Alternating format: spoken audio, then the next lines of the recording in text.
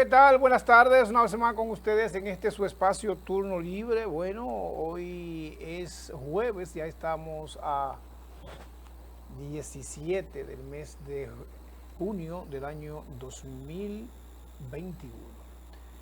Muchas cosas interesantes tenemos que tratar con todos ustedes en este día. Así es que dentro de esas cosas interesantes ya decíamos que hay muchas cosas que pudiéramos decir, hay que resolverla, hay que ver cómo se manejan. Y hoy se cuestiona mucho el gobierno, el Estado, y se cuestiona por situaciones que se están dando, aumento de precios, protestas, luchas y bueno, algunos sectores pues están tomando esto para politizarlos un poco y para decir, bueno, este es el gobierno que merecemos, este es el gobierno del cambio. Los otros robaban, pero todavía vivíamos mejor. Si hacemos comparaciones, pues entonces vamos a ver cómo se vive mejor. Este gobierno también ha tenido muchas situaciones que tenemos que ir apreciando, valorando, viendo cuál es la forma, cuál es el seguimiento que el gobierno le va a dar. Es así que está la situación. Hay situaciones que se han estado dando. En esta semana precisamente se retoma con mucha fuerza el asunto del seguimiento del Ministerio Público a los casos de corrupción e impunidad. Muchos dicen, ya no podemos hablar de impunidad. Vamos a hablar ahora de casos de corrupción y el enfrentamiento a esos casos de corrupción. Qué importante esto, qué importante. Casos de corrupción que nosotros venimos analizando se vienen dando desde hace muchos años. Y no desde este gobierno, sino desde diferentes gobiernos, Estos diferentes gobiernos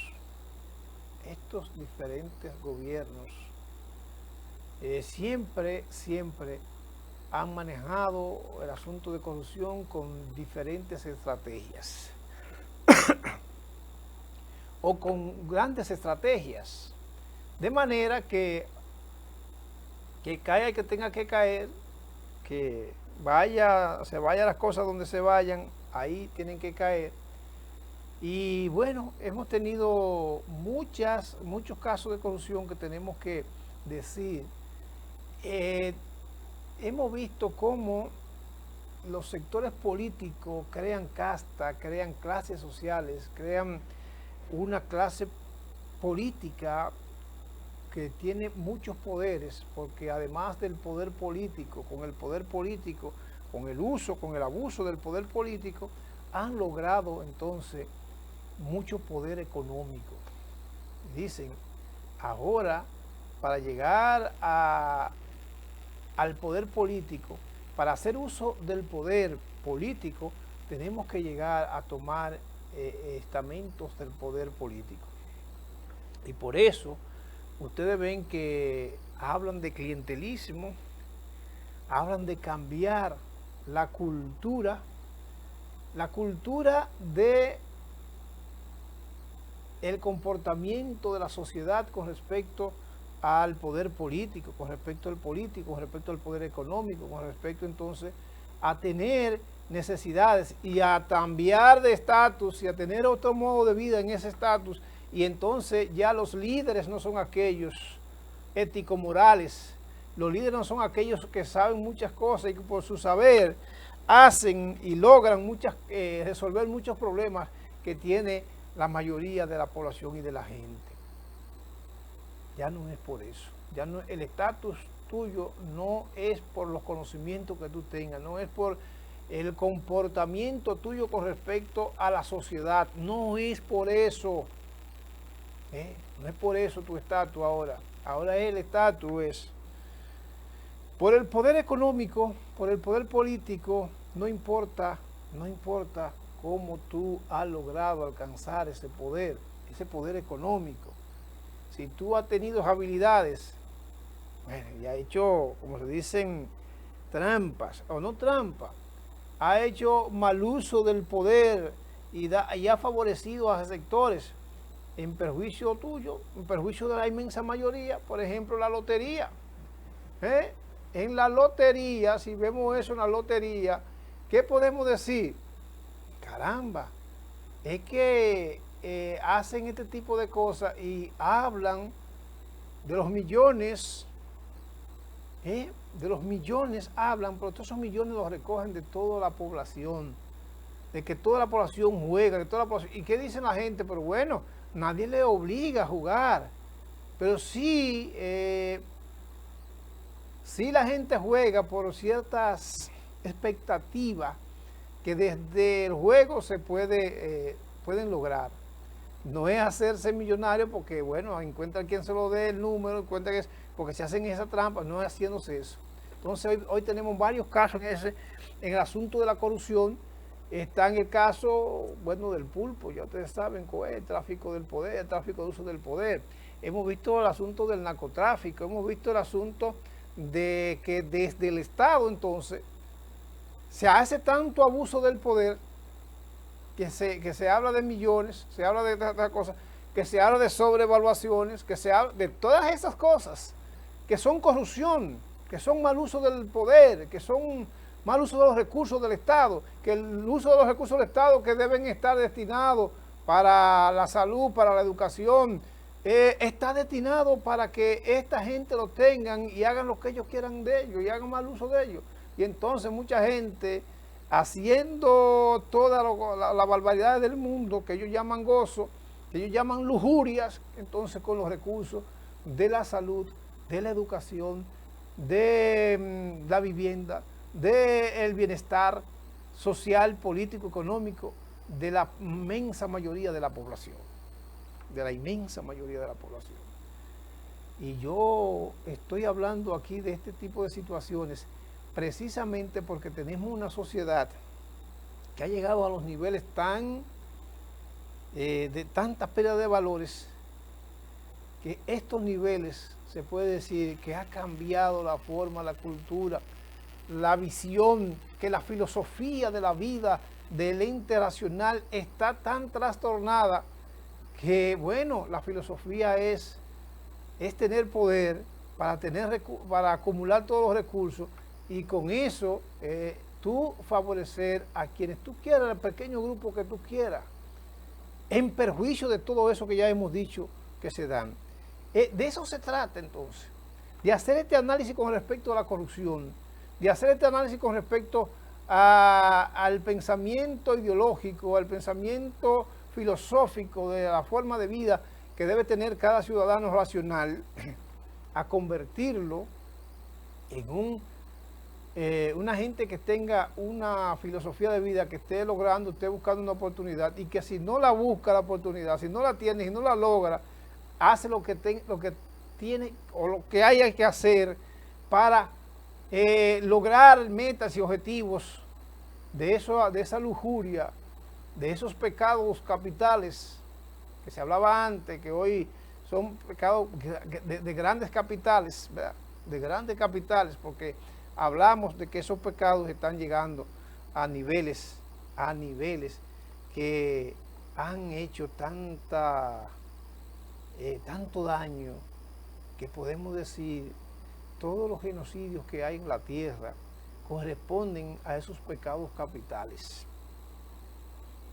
A esos pecados capitales que pequeños grupos del mundo controlan y mantienen. Por eso nosotros hablamos de corrupción y ya no nos asombra.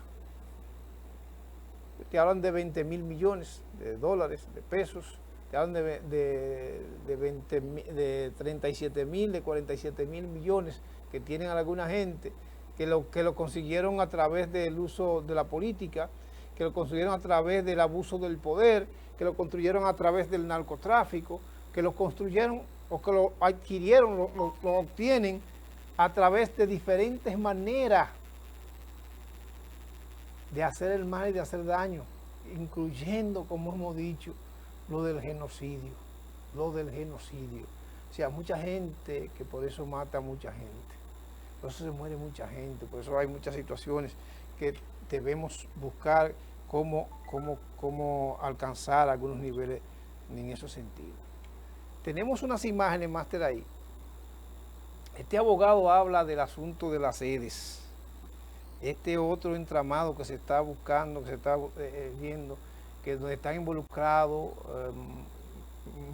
Montilla, donde están involucrados los hermanos del presidente, donde están involucrados los cuñados, donde están involucrados la familia del presidente, donde están involucrados aquellos que dirigieron por mucho tiempo ese asunto de las sedes. Y este asunto de las sedes, vuelvo y lo repito, no es de ahora, no es de la gestión pasada nada más, de las gestiones pasadas.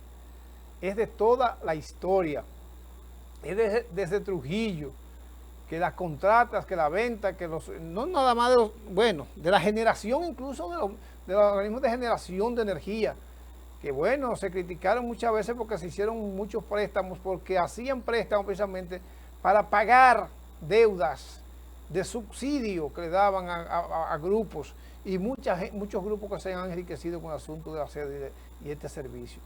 Y este asunto de este servicio básico fundamental que incrementa los precios de todos los productos de consumo, de todos los productos que tienen que ver con la transformación, que son industrializados, que tienen que ver con todo, la energía, con la producción.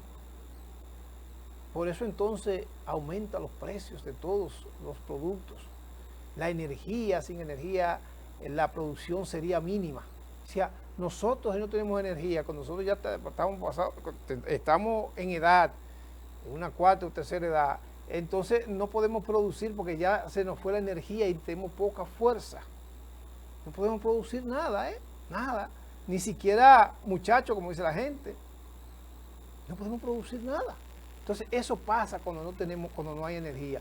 Y este asunto, este negocio de la energía, este servicio que debe ser un servicio que sirva para aumentar la productividad, para satisfacer las necesidades que todos los seres humanos tienen, pero además de eso, para hacer entonces las transformaciones que hay que hacer, pero para que no nada más los seres humanos, sino todos los seres vivos podamos tener con esa energía, con ese producto de esa energía, productos que satisfagan todas las necesidades y satisfagan todo, entonces tengan ese valor de uso que garantice el bienestar de todos y todas.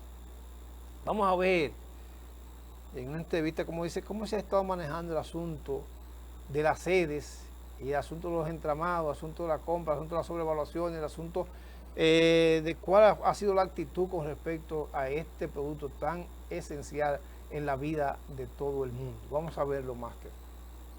Sencillo. En los procesos de compras hay varios renglones. El primero era el proceso de comparación de precios. El proceso de comparación de precios son procesos mediante los cuales la persona necesita comprar algo rápido y un proceso de licitación pública lleva mucho tiempo. Pero ¿qué hace? La ley de compra y contrataciones le pone unos umbrales. Las evidencias que encontramos fueron las siguientes. En primer lugar, se pidieron certificaciones a la Dirección de Compra y Contrataciones y vimos que los umbrales para la fecha que analizamos era de 3 millones y 3.600.000 pesos. ¿Usted sabe de cuántos fueron los montos que se adjudicaron mediante eso, de contrato? 84 millones, 120 millones, es decir, 70 millones, espérate, 60 a ver millones. Si entendí.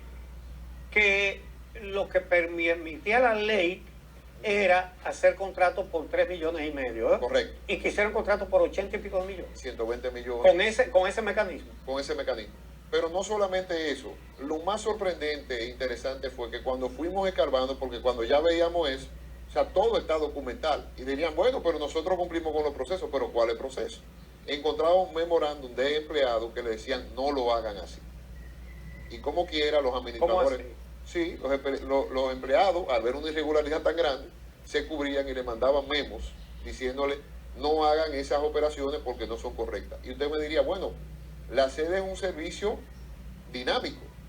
Bueno, pero si lo hace una vez está bien, pero lo hicieron con eso, más de 2.000 millones de pesos, solamente en ese ítem, que eran compras que, como su nombre lo indica, se tenían que hacer en relación de precio. Es decir, el precio menor ganaba. Pero, ¿qué hacían? 84 millones, 70 millones, 120 millones. ¿Quién era el ganador? Porque eso es importante. Ah. El señor Maxi Montilla. Siempre. Siempre, más del 70% de las ventas al señor Maxi Montilla del total. ¿Y eso era un producto o algún tipo de equipo que es extraño encontrar, que hay pocos lugares donde comprarlo? O sea, ¿cómo se podría justificar que el 70% de las veces resulte un mismo ganador? Él vendía hasta la grapadora, con lo cual él vendía los medidores, los cables, él medía de todo. Entonces, él decía en ese entonces que era un proveedor único de la empresa Clara, que fue lo que detonó el escándalo. El escándalo es ese, básicamente. Y voy a poner otro ejemplo de los procesos de compra. ¿Cómo es posible? ¿Pero era proveedor único o no? No, no lo era, porque se le acaba de comprar directamente a Clara. Pero eso no ni siquiera vamos a discutir eso, porque eso no es lo relevante en este caso. Por eso que eso ni me preocupa. Vamos a otro tema que encontramos que es muy interesante. En el mismo lazo de tiempo, licitaban en Edenorte, en Edesur y en Edeste. Y en los mismos lazos de tiempo él vendía, por ejemplo, transformadores. Salomón vendía a Edenorte a un 100%, porque el tiempo estaba sobrevaluado en un 100% sobrevaluado el producto. A Edesur un 200%. Y en Edeste un 300%. O sea, precios distintos, el mismo producto a las tres sedes. El mismo producto, la misma clave. Entonces, cuando uno ve eso, otra vez recurrimos a las evidencias y los documentos. Prueba. ¿Por qué ocurría eso? La verdad era que no teníamos explicación, porque se supone que algún control debía haber. Encontramos otra cosa. Observábamos en otros expedientes con Conduce que se entregaban 10 transformadores. Yo no decía, pero ¿cómo entregaron 10 transformadores si no hay proceso de compra abierto? Meses después, un contrato de grado a grado, legitimando esas compras que se le daban por adelantado. Más evidencia. Evidencias adicionales, que este fue ya espantoso. Imaginémonos que estamos, porque esto fue en Edenorte, el señor Correa, el señor Montilla, todo tiene nombre y apellido. Hay una figura en la ley de energía, porque estamos en el sector eléctrico, y estas son empresas que tienen una peculiaridad de que hay que estudiarlas durante mucho tiempo para poder entender. Y las águilas ribaeñas, que sé que Uchi es de las águilas. Yo soy liceísta, pero bueno, sí. Algo tenemos que tener diferente. Algo malo tenía que tener. Algo tenía malo que tener. Entonces, cuando estamos ahí revisando, las águilas ribaeñas deciden hacer en un lugar que no hay electricidad un nuevo complejo, un nuevo estadio, como hacen en muchos países, que lo sacan de la ciudad con una carretera y se hace una vía eléctrica, se les dice. Esa vía eléctrica, las águilas negocia, en este caso con la sede, y dice, yo voy a pagar todo la conexión y luego me conecto a tus redes, y eso con el tiempo yo me lo deduzco. No dice, bueno, caramba, que altruista. Pero dice la ley de electricidad que eso solamente se le da a clientes. ¿Qué hicieron? Se lo dieron al señor Maxi Montilla como proveedor de grado a grado. En ese contrato, 1.200 millones de pesos, sin licitación. O sea, con algo que se llamaba amigos del sector eléctrico. Las evidencias las recabamos, las depositamos. Otra modalidad. En este caso... Ahora, antes de esa modalidad, las empresas eléctricas están al margen del sistema de compras y contrataciones. No levantó eso ninguna alerta, no hubo un mensaje desde el gobierno central acerca de las irregularidades que en los sistemas gubernamentales de compras y contrataciones suelen alertarse, digamos que hasta en la plataforma. Mira, es una magnífica pregunta, precisamente porque las EDES, y fue de lo primero que estudiamos debido a su naturaleza jurídica, que digo que no es una entidad estatal tan sencilla de estudiar, sino que hay que sentarse a estudiar, acogieron en su seno los procedimientos de compra y contrataciones de la ley 34106 mediante resoluciones de consejo. Ellos lo acogieron y están ahí las actas. En esas actas se decía que se iba a llevar al rigor de la letra. Lo que sí parece raro, por lo menos una persona que tenga mucha experiencia, porque es lo que yo digo, un penalista es una persona que lleva casos. Usted me decía al inicio que yo estoy en todos los casos, son muchos años viendo casos de todas las índole. ¿Cómo es posible, por ejemplo, que la Contraloría registraba esos contratos? ¿Cómo era posible? ¿O cómo era posible que el órgano rector, en este caso CDE, que tenía que tener una supervigilancia, y de eso quiero hablar, porque no se trata, y yo le digo a los amigos del PLD. Mira, no nos queda mucho tiempo, Sí. pero no se puede dejar de hacer una pregunta. El señor Rubén Jiménez Bichara, uno de los imputados, dice que la CDEE dice que no tiene ingresos ni tiene posibilidades de hacer grandes compras. Y él luce como muy tranquilo. Mira, magnífico. Iba diciendo en ese momento de que este es un expediente político, o sea, no se trata de eso. Ni siquiera es un tema, yo no conozco al señor Bichara personal. Se trata de evidencias y documentos. Volvamos a las evidencias. La CDEE sí tiene una diferencia con las sedes. Y eso lo analizamos desde que se inició, porque hicimos un estudio muy bonito histórico, desde 1942 a la fecha, de cómo fue evolucionando el sector, cómo se vendió, privatizó, cómo la recompró el Estado. Es la única entidad del sector público eléctrico, CDEE, que es 100% estatal, consignada en la ley 12501. Sí, porque las sedes son empresas mixtas, de capital mixto, público-privado, pero donde el Estado tiene el 99%. Sí.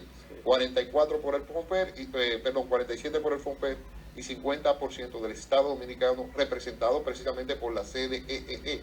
O sea, el máximo accionista de la G de Sur, de Norte y de Este, era CDE.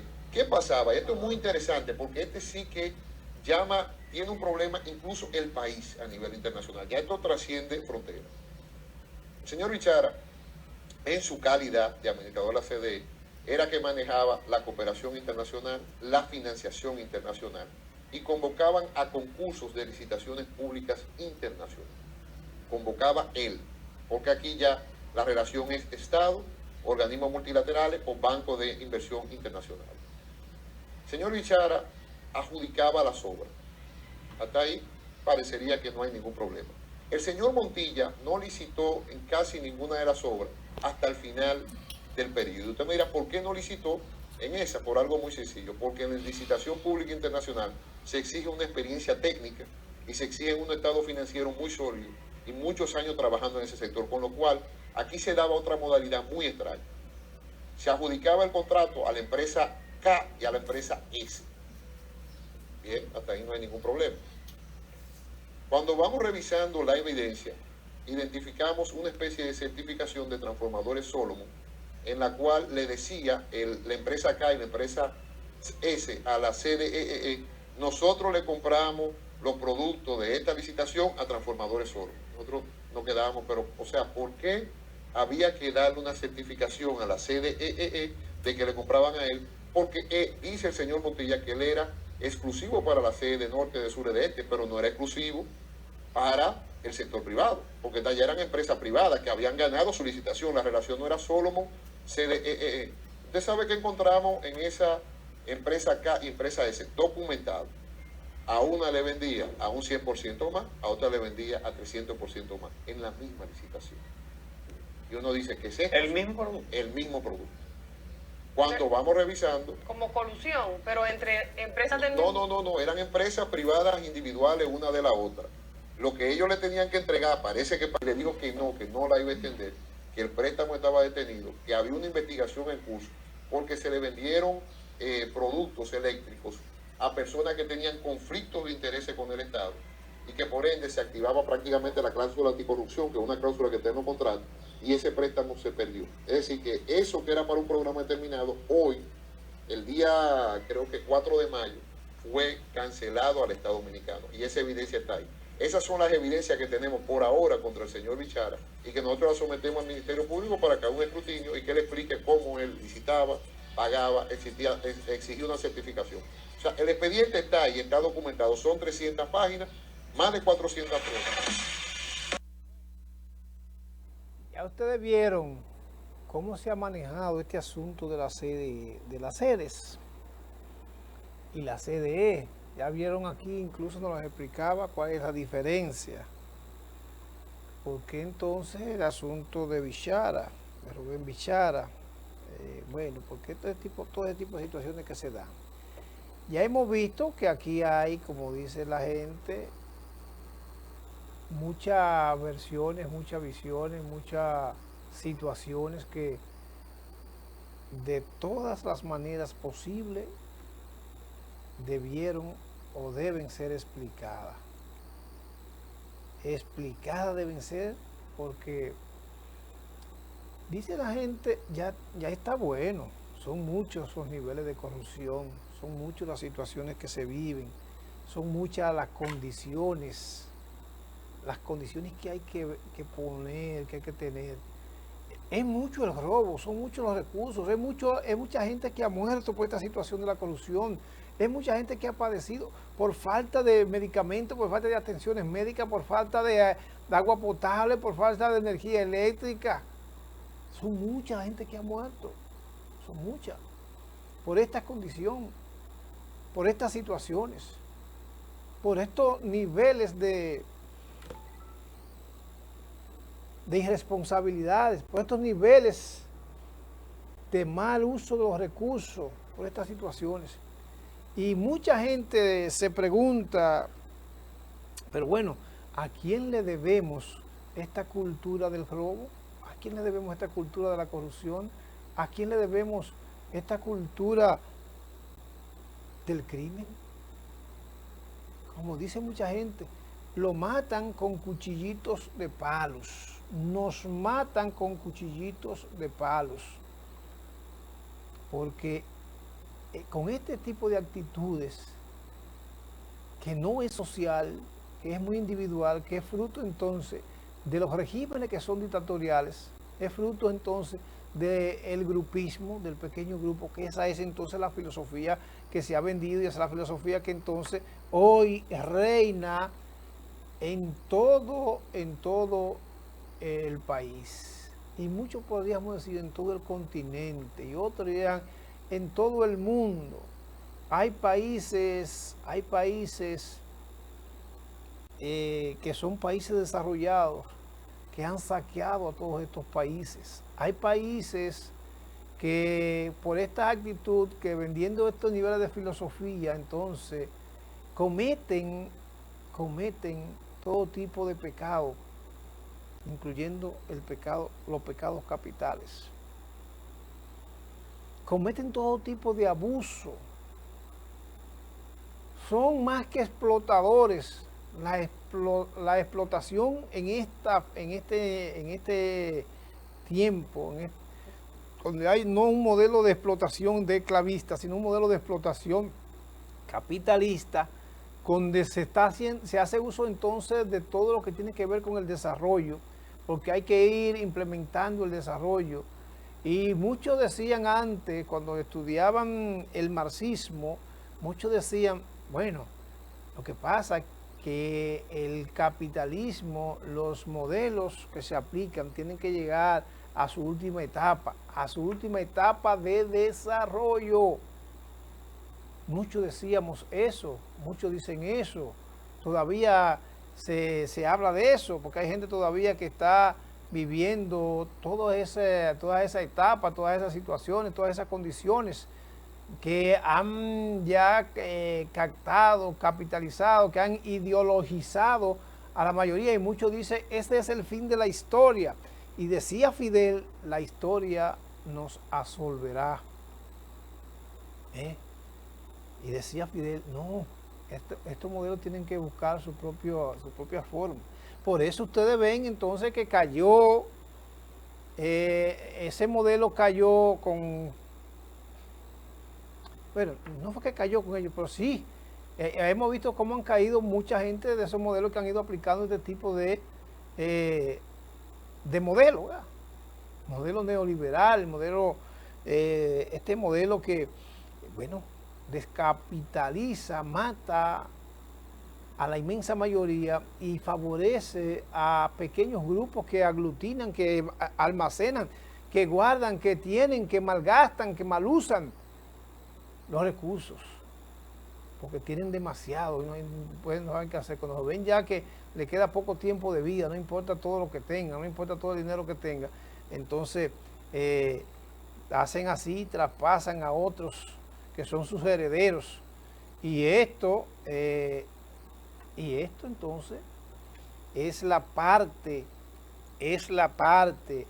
que debemos nosotros ir analizando profundamente para ir las sociedades empoderándose. Hay que ir rompiendo con esos niveles de situaciones. Miren, yo más te envié una foto ahí de Castillo. y es que se están anunciando situaciones allá en Perú. Se están anunciando situaciones. ¿Ustedes saben por qué? Porque allá también quieren impedir el desarrollo, allá también quieren seguir con ese estado, con esos estados de situaciones que son excluyentes, que son entreguistas, que son lacayos, que son todos esos términos que ustedes usan, que ya la gente dice que son clichés.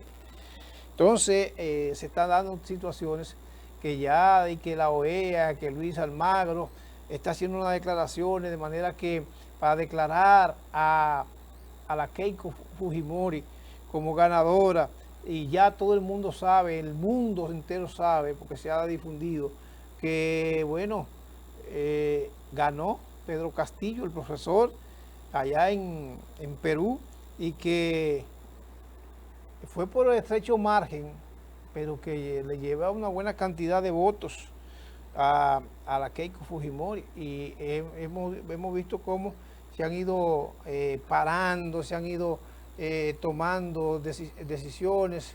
Entonces ya se está hablando de golpe de Estado a la democracia, a la voluntad popular en el Perú. Y ya hemos visto entonces cómo estas potencias del mundo,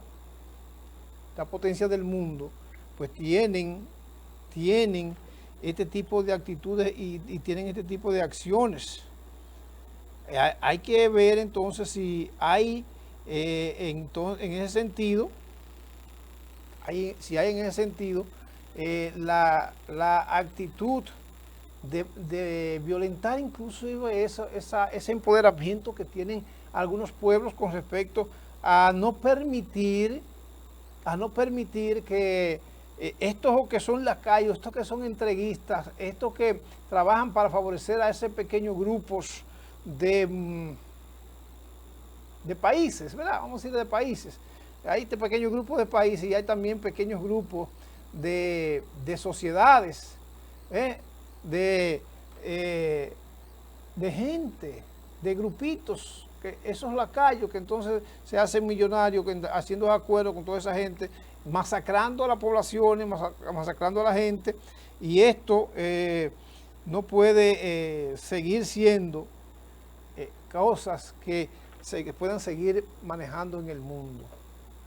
Hemos visto entonces decir mucha gente que es urgente, que están pidiendo que esta información se expanda, que todo aquel que la tenga la haga pública, que se exprese, que difunda esta situación que se está valorando aquí en el Perú. Les pido que hagamos público por todos los medios posibles el fraude que se ha orquestado a favor de Keiko Fujimori en contra del profesor Pedro Castillo. El secretario general de la OEA, Luis Almagro, ya tiene redactado un comunicado reconociendo el triunfo de Keiko Fujimori. Apenas den los resultados, dándole como ganadora. Para ello ha coordinado desde hace varias semanas con un alto mando militar que podría ser el jefe del Comando Conjunto de las Fuerzas Armadas, para que luego de emitido el comunicado de la OEA, militarizar inmediatamente todo el país y tomar control del material electoral para evitar cualquier reclamo o recuento de votos, y así también cualquier protesta del pueblo en las calles. La información me llegó directamente de un alto funcionario de la OEA.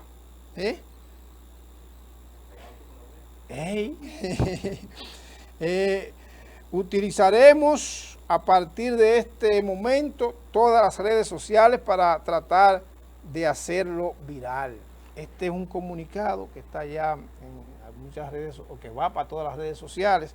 Ya todo el mundo está subiendo en sus redes sociales este tipo de situaciones en solidaridad con el hermano pueblo peruano, de manera que esto evite masacre, que esto evite guerra, que esto evite cualquier situación de desequilibrio social en esa nación, en ese país. Bastante ha tenido con los Fujimores, con los gobiernos que han estado ahí, que son improvisados, que no tienen partido, que no tienen eso, que han ido precisamente con esos niveles, como son los Fujimori, ¿verdad?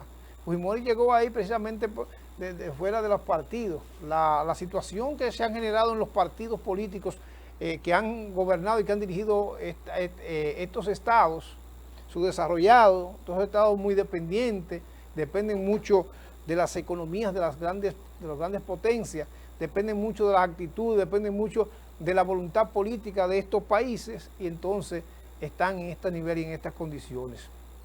Desde ya hay que hacer un llamado a la comunidad internacional, hay que hacer un llamado de manera que ya el Consejo Electoral del Perú ya ha estado dando, ya terminaron los conteos, ya todo el mundo sabe, el reconteo también, todo el mundo sabe que ganó Castillo, entonces están esperando que ya ese Consejo Electoral declare y le dé la certificación a Castillo. Entonces este desconocimiento de parte de estos sectores retrógrados de estos países, de este país, y también con el respaldo entonces de este organismo internacional que con este Almagro, con este secretario general de la OEA, ha tenido muchas controversias en el mundo. Todas estas asuntos de las controversias del mundo, de estos países, se debe precisamente a que hay estos niveles de controles, a que hay este tipo de situaciones, a que se toman este tipo de actitudes, a que se violentan estos sistemas, a que entonces se rompa la paz en estos países, se rompa el orden y se establezcan entonces tipos de gobierno que sean favorables a ellos. Esa es la situación en el aspecto del hermano pueblo peruano.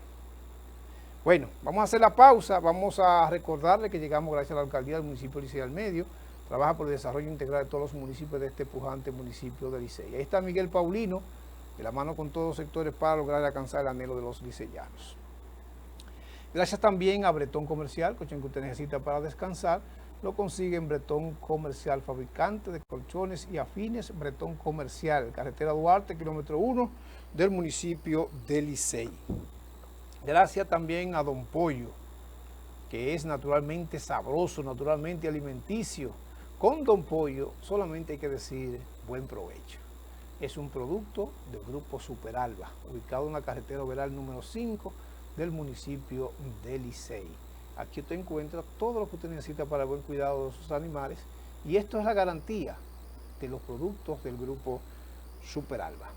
Gracias a Óptica Gracia, la salud de tu mirada está en Óptica Gracia, avenida 27 de febrero en la rotonda del Ensanche Libertad, cerquitita en la rotonda del Ensanche Libertad está Óptica Gracia, que te encuentra todo tipo de monturas, la montura que te hacen ver elegante, bien, y también tiene a la doctora Scarlett que te hace el examen de la vista y te ofrece entonces el tipo de lente que tú necesitas para ver con la claridad y con el sexto sentido, ¿verdad? Vas a ver completamente bien en Óptica Gracia. Vaya, visítelo y diga que usted vio este anuncio aquí en turno libre, y seguro que le van a dar muy buenas atenciones. Vamos a la pausa y continuamos con Frank Marte.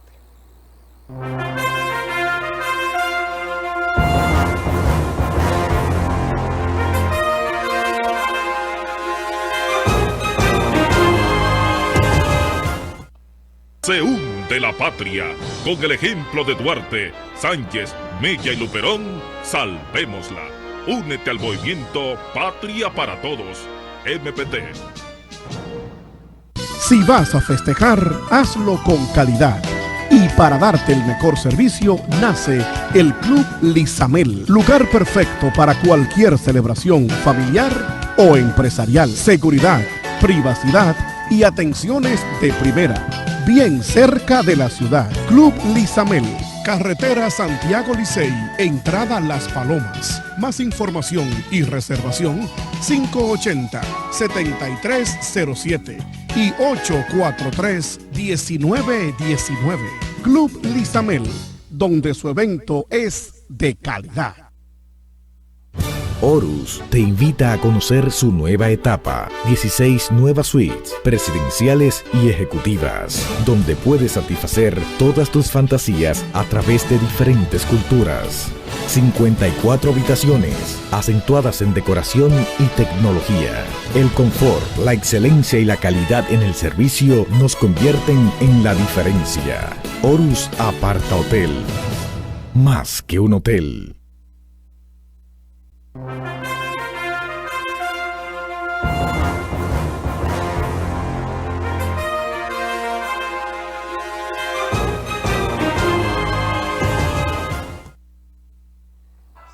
Saludos, buenas tardes amigos y amigas televidentes. Este turno libre, como siempre, dándole gracias a Dios que nos permite llegar a cada uno de sus hogares y a ustedes que se mantienen en sintonía con Turno Libre para informarse de todo lo que acontece en Santiago, el país y el mundo. Varias informaciones tenemos en el día de hoy que compartir con ustedes. Bueno, Basilio está haciendo un anuncio gratuito ahí, déjame quitárselo de ahí. Sí.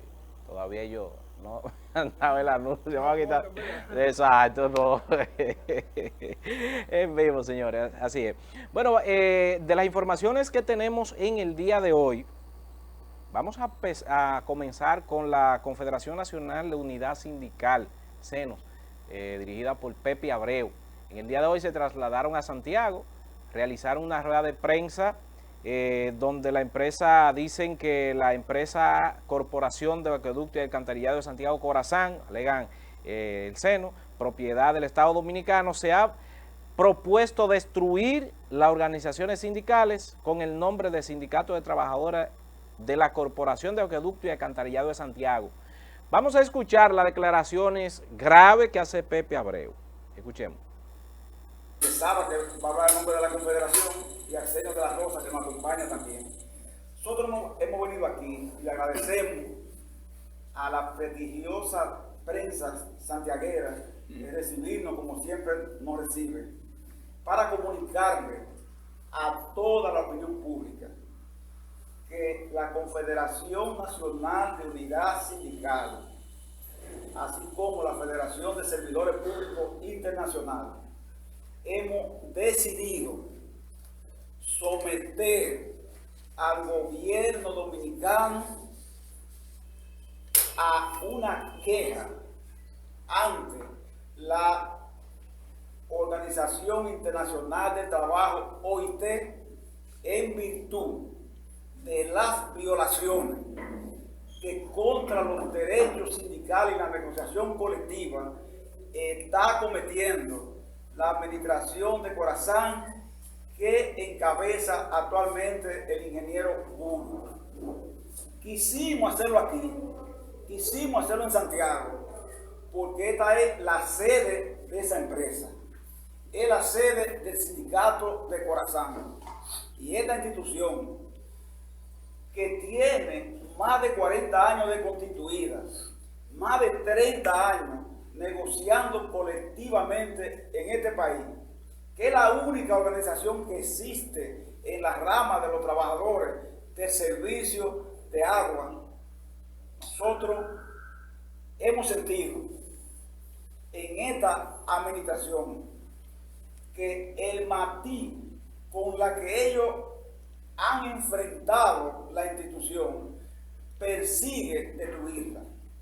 Y esto lo decimos porque 17 cláusulas del convenio colectivo actual están siendo violadas. Más de 700 trabajadores de la empresa han sido cancelados. Y además se ha llegado al colmo de someter al Tribunal Superior Administrativo un recurso pretendiendo desconocer el derecho a fuero que ampara a los trabajadores por mérito de antigüedad y del lugar que ocupan en la dirección del sindicato. Porque ellos han permitido que el ambiente en la empresa sea tóxico. Aquí un dirigente de esto no puede moverse ni a un sitio ni a otro, porque es perseguido, se le colocan personas detrás y se busca incluso arrastrarlo a procesos de provocación, utilizando incluso a personeros. Bueno, escucharon ustedes las declaraciones del presidente de CENOS, de la Confederación Nacional de Unidad Sindical, donde se habla del sometimiento ante las naciones, la OIT, al gobierno dominicano, a la empresa, y esto perjudicaría lo que tiene que ver el mismo gobierno, el mismo país. Entonces yo creo que por un grupito deben de sopesar, porque diría, en este caso, sin demeritar el trabajo que tienen y vienen realizando este sindicato, pero por un grupito no podemos perjudicar el país ni la gran mayoría. Deben de sopesar estas declaraciones, deben de tratar de buscarle una solución a esto, y cuando hay cambio de gobierno, ustedes saben que siempre hay cancelaciones. Eso es lo que realmente se vive en nuestro país. Miren, siempre se ha hablado de la Policía Nacional y de una reforma policial, pero nosotros que cubrimos las fuentes del Palacio de Justicia, vemos a diario cómo en el Palacio de Justicia usted observa personas poniendo querella en contra de la policía por maltrato, por robo. Miren, esto fue un caso que ocurrió en diciembre con un joven, un señor llamado, él es herrero, Harold Díaz, el cual salió de su casa y fue apresado junto a su hijo y su esposa, y ese es el carro de Harold, cuando la policía en Jacagua llega y lo apresa y se lo lleva. ¿Qué resulta? Que le quitaron una gran cantidad de dinero que más adelante el propio Harold, que está poniendo la denuncia en el Palacio de Justicia, va a decir a quién se lo dio, Basilio. Pero el carro no aparece y se lo llevó la policía. Y él, en espera de que le entreguen su carro, todavía no le han dicho nada. Y ya él, cansado de la situación, pues usó el recurso de poner la denuncia y denunciar ante los medios de comunicación esta mafia que ha existido en la Policía Nacional y que siempre se ha hablado de la reforma policial. Hay muchos policías serios, pero hay un grupo de policías que vienen haciendo diablura, y por eso es que la situación está como está. Vamos a escuchar qué dice el Harold Díaz y denuncia a esta mafia, el cual fue objeto de este robo. Escuchemos. ¿Eso aconteció dónde? ¿Dónde tú vives? De diciembre 15 de este año que pasó, la policía fue a mi casa sin orden, sin nada. En pocas palabras, me secuestran junto a mi familia, lo sacan del carro, me llevan a mí junto con el carro. Cuando llegamos a la base, los que comienzan el mayor clase, le decía a ellos que me quitara 300,000 pesos para ellos soltarme. Que eso es lo que ellos exigen, 300,000 pesos. Yo les decía que yo no vendía droga ni andaba atracando en la calle. Al fin y al cabo, duré esa noche preso. Al otro día, ellos con mi hermano y cosas así llegaron a acuerdo. Mi hermano me dijo, vamos a darle lo que sea para que no te hagan una vuelta. Mi hermano fue con 72,000 pesos en mi casa. Un amigo me llevó 10,000, que lo tengo de testigo, y otro amigo me llevó 10,000 más. En total, a la policía se le entregó 92,000 pesos para que no me hicieran una vuelta. Me quitaron mi carro, se quedaron con mi carro, y el policía que le llaman Nueva York me dijo, no venga a reclamar carro. 10 días después le mandan ellos el caso a la fiscalía, porque yo le estoy diciendo que quiero mi carro para atrás. Y la fiscal le dice, mira, yo no quiero ni tocar ese caso, porque 10 días después ellos lo mandan para acá. Tú me dices que te cogieron dinero y todo eso. Entonces, el caso se queda así, el carro no aparece ahora. ¿Qué te dicen allá cuando tú has ido? Yo puse una persona que se encarga de localizar esta clase de problemas. La persona me dice que el carro no aparece en ningún lado. Porque yo honestamente me he mantenido algo lejito de la base. Porque si la policía me hizo esto en base a sin yo hacer nada, cuando viene a ver me matan. ¿A qué tú te dedicas, hermano? Yo aquí trabajo en soldadura. Soldadura. Cuando tú dices que ellos te amenazaban con hacerte una vuelta, ¿qué tipo de vuelta? ¿Una ficha por droga o qué? Mire, este es el segundo caso conmigo. Yo tuve un primer caso donde a mí otro policías que lo cancelaron por lo mismo, que era un problema familiar. O sea, si entonces una familia usó a los policías, yo me chupé 11 meses preso aquí. Ya yo estoy en el sistema, a mí hacerme una vuelta es facilísimo. ¿Tú me entiendes? En base a eso, ellos me dijeron, mira, ya tú estás fichado, te podemos hacer una vuelta de una vez. Ok. Cuando ustedes entregaron ese dinero, ¿había algún fiscal en presencia? No, se le entregó allá mismo en la base. ¿A quién se le entregó? A Paulino, el policía se llama Paulino, y a Nueva York. Ellos cogieron, mi mujer le iba a pasar el dinero, y yo, no, tú no, dáselo a él, a mi hermano, y mi hermano cogió el dinero y se lo pasó. ¿A qué Y Paulino, Nueva York, el policía de Nueva York, le dijo a mi hermano que si cualquier cosa para hacerle una vuelta así, que eso no podía traer dinero también, que podíamos recuperar lo perdido. O sea, nosotros que chivateamos a otra gente para ellos seguir haciendo lo mismo. ¿Qué carro estamos hablando y en cuánto estaría valorado? El carro es un 2013 y 20 Sonata, Hyundai Sonata. El carro está valorado alrededor de 400 y pico. Esa noche que te llevaron, ¿a qué hora aproximadamente fue? Eso sucedió alrededor de las 6:30 a 7 de la noche. ¿En tu casa que está en Jacagua? En Jacagua. Tengo video de cuando que se lo mandaré a ustedes. Tengo video de todo eso. Una cosa. Ya escucharon ustedes, atención, ahí tiene trabajo la Fiscalía y tiene trabajo Asunto Interno de la Policía. Esto es un caso que hay que investigarlo, dónde está el carro, a quién se le entregó, él está diciendo con nombre y apellido a quién le entregó el dinero en la policía, ahí en la base, y esto hay que investigarlo porque, vuelvo y reitero, con un grupo de policías que están haciendo diablura en la calle, han manchado toda la policía y por eso es que está la policía desacreditada en nuestro país por asuntos como este. El carro no aparece, ya él ha dado pata, viaje. El carro entonces, si debió tener un proceso, debió de estar en la fiscalía para investigar y si no tiene ningún tipo de situaciones, le devuelven el carro al señor Harold. Esto es una situación que la policía debe de aclarar y que ya están citados para el día 30. Todos estos policías están citados en la policía, en la Fiscalía de Santiago para que comparezcan ahí y den declaraciones y aclaren cuál es la situación. Ahí van a estar todos los medios de comunicación, lo van a abordar, por qué cogieron el dinero, dónde está el carro. Ojalá que esto llegue a una situación, como dicen, que se resuelva este problema, porque ahí hay otros casos para la Policía Nacional y debe de darse a la luz y esclarecerse este caso de este señor que, mire, le quitaron todo este dinero y también el carro no aparece. ¿Dónde está el carro? Entonces, por Dios, señores, la policía no es para robar, no es para delinquir. Yo creo que la policía está para cuidar la ciudadanía, para atrás, pero desgraciadamente este país así es que estamos viviendo. Así no podemos seguir. Así es que ya ustedes saben, un caso más para Asunto Interno y la Fiscalía que deben de investigar este caso.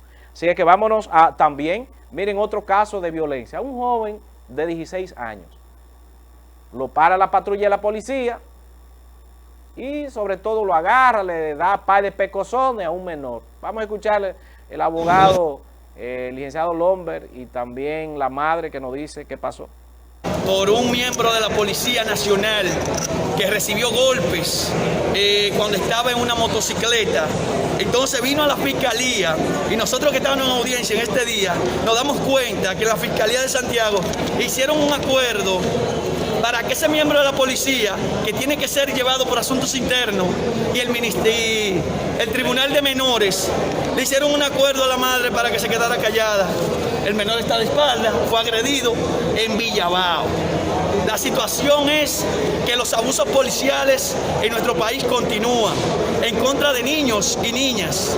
Y peor aún, que la Fiscalía de Santiago se preste para llegar a un acuerdo, señores. Que peor todavía, cuando tiene que ser sometido por asunto interno y dar los pasos correspondientes, cuando la dama está asustada, cuando el niño necesita psicólogo, necesita tratamiento médico y la madre se le nota en el rostro, como ustedes pueden observar, que se encuentra muy temerosa, temblando la encontramos, señores. ¿Por qué? Porque estos miembros de la policía muchas veces ustedes saben lo que hacen. Muy bien, tal como explica el colega Lombi, nosotros nos encontramos en esta situación hoy en Santiago porque vemos a la madre nerviosa. Observamos al niño que tiene miedo donde el militar viene uniformado. Bueno, Hay una situación difícil contra la Policía Nacional. Vuelvo y reitero, no son todos. Hay policías serios, policías que tienen respeto, pero desgraciadamente hay un grupo de muchachos y oficiales también que están haciendo diablura en la Policía Nacional, y esto tiene que parar para devolver la credibilidad en la Policía Nacional y que la ciudadanía se sienta segura y confiable con lo que está sucediendo en el país. Varias informaciones se nos quedaron por asunto de tiempo, pero recuerde, busque todas las informaciones a través de nuestra página de Instagram, @FranPérezMarteNoticias o @FranPérezMarte. Usted escribe ahí, le van a aparecer todas las informaciones que usted necesita día tras día, minutos a minuto, y también en nuestra fanpage Facebook, Frank Pérez Marte Noticias. Será hasta mañana cuando estaremos en otro turno libre más, pero recordarle que Ópticas Gracia tiene todos los lentes que usted necesita. Usted que tiene problemas de la vista, vaya a Ópticas Gracia, avenida 27 de febrero, casi esquina Joaquín Balaguer. Está Ópticas Gracia, o llámese a los teléfonos 879-1717 con el 809. Ahí está Juan y Scarlett, que le darán el descuento que usted necesita en Óptica Gracia. Bye bye, será hasta mañana en otro turno libre más. Galaxia TV.